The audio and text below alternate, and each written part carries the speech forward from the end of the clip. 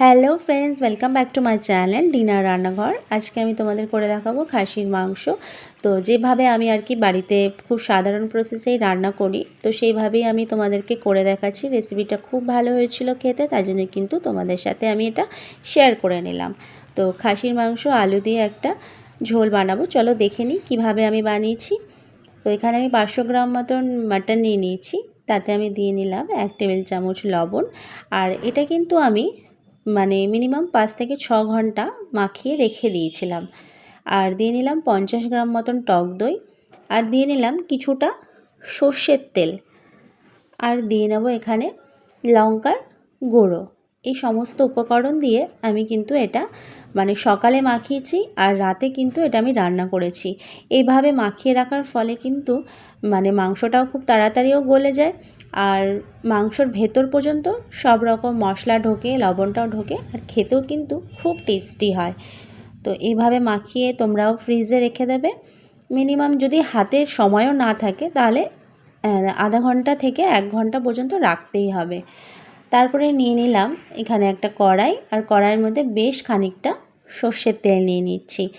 মাংস কিন্তু সর্ষের তেলে রান্না করলে কিন্তু বেশি ভালো লাগে। পার্সোনালি আমার তো খুব ভালো লাগে, তাই জন্য কিন্তু আমি এটা সর্ষের তেলেই রান্না করে নিচ্ছি। তারপরে আলুটা নিয়ে এইভাবে ডুমো ডুমো করে কেটে সেই আলুটা কিন্তু আমি ভেজে নিচ্ছি সামান্য একটু হলুদ দিয়ে। ভালোভাবে এটা ফ্রাই করে নেব, আর সামান্য একটু লবণও দিয়ে নেব, যাতে করে আলুগুলোর মধ্যেও লবণটা ঢুকে যায়। আর রান্নার সময় যদি লবণ না ঢোকে সবজিতে, তখন কিন্তু ভালো লাগে না। সবজি বলো আর মাংসতেই বলো, লবণটা কিন্তু ঢুকলে খেতে বেশি মজা লাগে। তারপরে এইভাবে লাল লাল করে তুলে নিলাম আলুগুলো। তারপরে সেই তেলের মধ্যেই কিন্তু দিয়ে নেব গরম মশলা। গরম মশলার মধ্যে থাকছে দারচিনি, এলাইচি আর লং।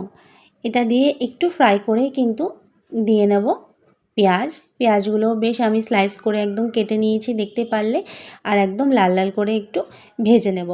খুব বেশি লালও না, খুব বেশি আবার একদম কাঁচাও রাখবো না। তো এইভাবে রাখলে কালারটা, তরকারির রঙটা কিন্তু খুব সুন্দর আসবে। আর দিয়ে নিলাম এখানে 2টো টমেটো পেস্টটা দিয়ে নেবে। টমেটো পেস্টটা অনেকজন চাইলে নাও দেয়, কিন্তু আমার মনে হয় যে খাসির মাংসতে টমেটো দিলে কিন্তু কালারটা খুব সুন্দর আসে দেখতে। তারপরে এখানে বেশ 2-3টে কাঁচা লঙ্কা নিয়ে আমি একটুখানি এটা থেতলে নিয়েছিলাম। তারপরে এর মধ্যে দিয়ে নিয়েছি, আমি পেস্ট করিনি, এইভাবে কিন্তু কাঁচা লঙ্কাটা দিলে কিন্তু ভালোই লাগে খেতে। তারপরে বেশ একটু ভাজা ভাজা করে নেব, যাতে করে টমেটোগুলোর কাঁচা গন্ধটা একদম চলে যায়। তারপরে একে একে এর মধ্যে মশলাগুলো দিয়ে নেব। তো তোমরা কিন্তু স্কিপ না করে দেখতে থাকো, নাহলে কিন্তু অনেক কিছু মিস করে যাবে।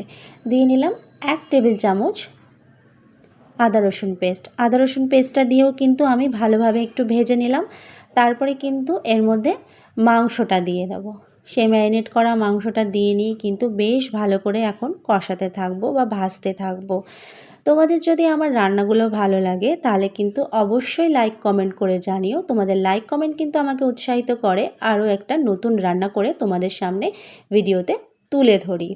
আর যারা আমার চ্যানেলে আজকে নতুন আসছো, তারা কিন্তু অবশ্যই চ্যানেলটাকে সাবস্ক্রাইব করে রেখো, পাশের বেল আইকনটা প্রেস করে আমার সঙ্গে থেকে যেও।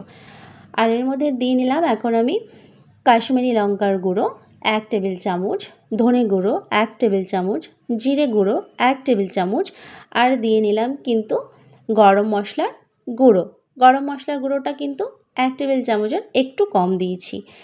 তারপরে এখানে যে টমেটো পেস্টের যে বাটিটা ছিল, সেটা কিন্তু ধুয়ে একটু জল দিয়ে দিলাম। জলটা খুব বেশি দিলাম না, এইভাবে কিন্তু একটু ভালো করে আগে কষিয়ে নেব। তারপরে কিন্তু এর মধ্যে কিন্তু গরম জল ইউজ করব। তোমরাই কিন্তু অবশ্যই গরম জল ইউজ করবে, নাহলে কিন্তু মাংসটা তাড়াতাড়ি পাকবে না। তাড়াতাড়ি পেকে যাওয়ার জন্য এখানে কিন্তু গরম জলটা ইউজ করবে, আর টেস্টটাও কিন্তু খুব ভালো আসে গরম জল ইউজ করলে। তোমরা অবশ্যই বাড়িতে এই পদ্ধতিতে একবার রান্না করে দেখো, অবশ্যই তোমাদের ভালো লাগবে। আর ভালো লাগলে তো অবশ্যই এই দিদিকে কমেন্ট করে জানাবে। এইভাবে ভালো করে কষাতে থাকবো যতক্ষণ পর্যন্ত মাংসটা গলে না যাচ্ছে। আমার এই মাংসটা কিন্তু গলাতে প্রায় 30 মিনিট সময় লেগেছিল। দেখতেই পারলে এখানে কিন্তু আমি 1 বাটি গরম জল দিয়ে নিলাম। এখন গরম জল দিয়ে নিয়ে আমি কিন্তু এটা ঢাকনা দিয়ে ঢেকে রাখবো, আর মাঝে মাঝে একটু নাড়িয়ে চাড়িয়ে দেখব যে মাংসটা হয়েছে কি না। আমার মনে হয় প্রেসার কুকারের থেকে বেশি কিন্তু এইভাবে কষিয়ে রান্না করলে মাটন কিন্তু খেতে খুব ভালো লাগে। আমার চ্যানেলে কিন্তু আরও এরকম অনেক রকম মাটনের ডিশ আছে, সেটাও তোমরা সেখান থেকে দেখে নিতে পারো। আর বন্ধুদের সাথে দেখার জন্য অবশ্যই কিন্তু রান্নাটা শেয়ারও করে দিতে পারো। এখন আমি কিন্তু ঢাকনা দিয়ে ঢেকে রাখলাম প্রায় মিনিমাম 30 মিনিটস মতন। তো 30 মিনিটসের মধ্যে কিন্তু আমি মাঝে মাঝেই এটা কিন্তু দেখেছি খুন্তি চালিয়ে যে মাংসটা হয়েছে কি না। তো এখন দেখতেই পাচ্ছ যে মাংসটা কিন্তু গলে গেছে। তারপরে কিন্তু আমি আলুটা দিয়ে নিলাম। আলুটা দিয়ে নিয়েও কিন্তু বেশ মাংসের সাথে অনেকক্ষণ কষাতে থাকবো, যতক্ষণ পর্যন্ত আলুটা 100% গলে না যাচ্ছে। এভাবে কিন্তু বেশ রসিয়ে কষিয়ে রান্নাটা করলাম। যতক্ষণ মানে কষিয়ে রান্না করবে তোমরা, যত ভালো করে কষাবে রান্না কিন্তু তত বেশি টেস্টি হবে।